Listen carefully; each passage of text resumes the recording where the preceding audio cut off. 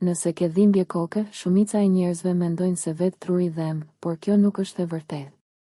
Truri nuk ka receptor dhimbjeje. Dhimbja vjen nga enët e gjakut, nervat dhe muskujt përreth kokës dhe qafës. Ja çfarë mund të shkaktojë dhimbjen tënde të kokës?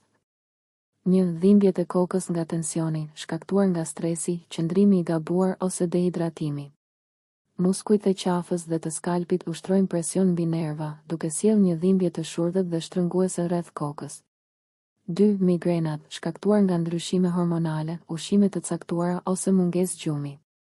Enet e gjakut në tru zgjerohen dhe irritojnë nervat përreth, duke shkaktuar dhimbje të forta pulsuese, nauze dhe ndjeshmëri ndaj dritës. 3. Dhimbjet e kokës nga sinuset, shkaktuar nga inflamacion në sinuse për shkak të alergjive ose infeksioneve. Kjo krijon presion në ballë, faqe dhe rreth syve, që shpesh përkeqësohet kur përkulesh përpara. 4. Dhimbjet e kokës klaster, shkaktuar nga aktivitet i pazakont në hipotalamusin e trurit, që ndikon në ciklin gjumëzgjim të trupit. Sjellin dhimbje të papritura dhe të forta rreth njërit sy, shpesh me lotim ose bllokim të hundës. Ndaje këtë video me dikë që ka nevojë ta di këtë.